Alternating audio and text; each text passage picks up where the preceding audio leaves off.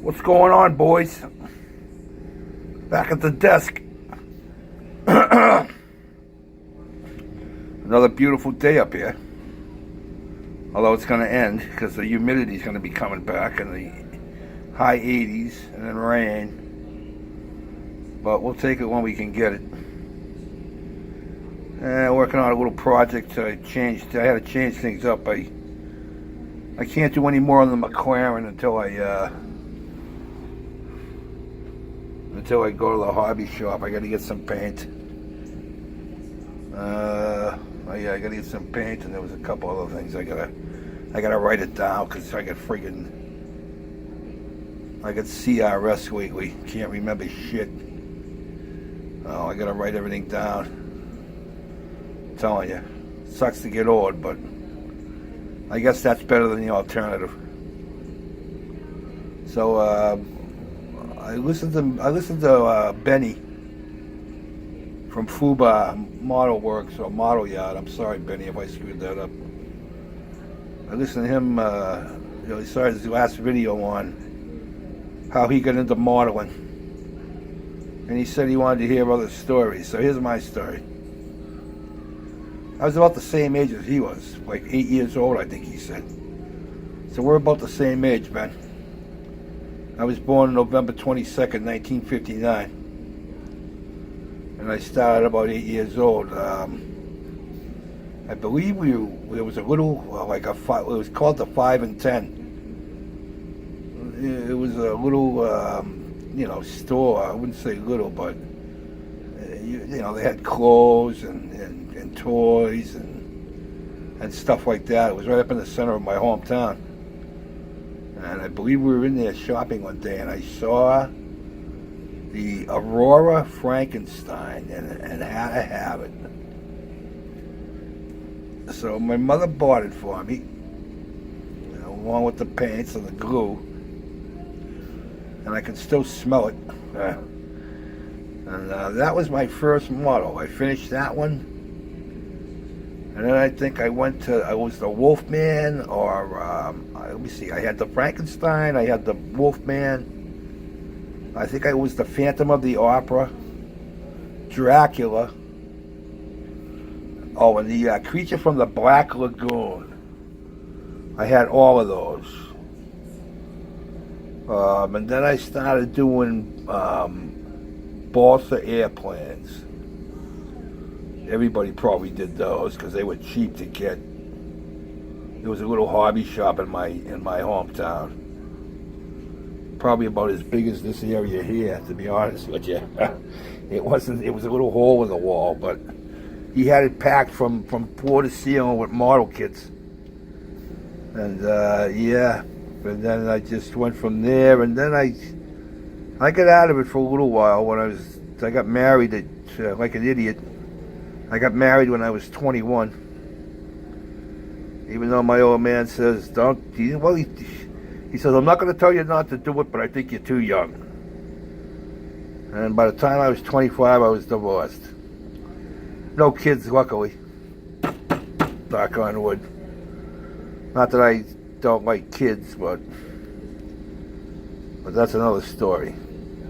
So yeah, I got out of it for a while, life. Just life, and then I built all through high school, and then I got married at 21, and then just stopped for probably like 10, 15 years, just between working and living like an idiot, and that's another story. But then I got back into it, started doing vans and cars. And then I started doing planes and tanks, a lot of planes and tanks. And then I get into ships. I saw a 1/350 scale Missouri. And that was the first ship I started to do. And now, like 32 later, all in 1/350 scale. I showed you guys. There's a video out there about my ships, and but like Benny said, back in the day, man, there was none of this aftermarket stuff like you got nowadays, dude. I mean, there was just, if you put anything extra on that model, you were finding stuff. But I mean, I never even thought of doing anything about like that stuff back in the day. I built it out of the box. Never added anything to it, or I mean, painted different colors than what it was on the box or whatever. But just yeah. And now, all the wiring and friggin' pulleys and belts and batteries, and you can buy different aftermarket tires, and even with the ships, you can buy the wooden decking and the photo etch kits. And friggin' some of those things cost more than the ship itself, and those things are already expensive. A big 1/350, a big 1/350 scale ship, is $100. Give or take 30 or 40, and then you start talking wooden decks are $50, $60. The big photo etch kits are $50, $60. You end up, you got like $300 on the one model, you know what I mean? And I'd rather buy a couple more kits than. And if that's what you're into, great, that's what you're into. But it is what it is.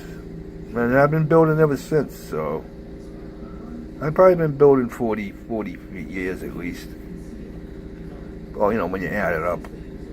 So, but I enjoy it, keeps me out of trouble. The thing is not having the space to put them all. I mean, that's why I try to build planes I can hang up on my porch. I got plenty of room for that. But I'm kind of maxed out down here with ships, and so cars that I build, I try to give away to people. You know what I mean? Like this, like the McLaren. That's going to go to my nephew, or my other nephew, my Texas nephew. And, friends and stuff like that, But, yeah, it's fun. I enjoy it. It keeps me sane, especially after I had to retire. Because if I had my way, I'd still be working, but that can't happen. Whatever. So I started this little, see where I can't paint. Not do anything to the McLaren. I started this. This came all in color. I think I do a little bit of weathering here and there. Maybe a wash or something, And I got the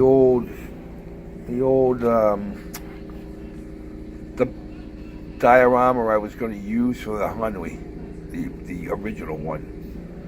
And then after I put the Hunley on it, I was like, no. So I still got that, but this, I think it would be a perfect thing to put this on. That way there I can use the diorama, and it'll fit right in with what I do. I just got to paint the diorama up, so. But that's my model story. Let's hear a couple more. Let's hear some of the young guys. How'd you guys get into it? I mean, with all the video games and all the crap out there, nobody goes outside or does anything else other than video games. But I see there's a couple young guys out there that I've been watching lately, and it's good to see. Keep it up, please. So, and a special prayer for Rick Zink's wife. I hope she's feeling better, buddy. I really do. Me and Sue were praying for her. I hope she's home quicker than you think. But she's in our prayers and thoughts, and you and your family are too, buddy. So,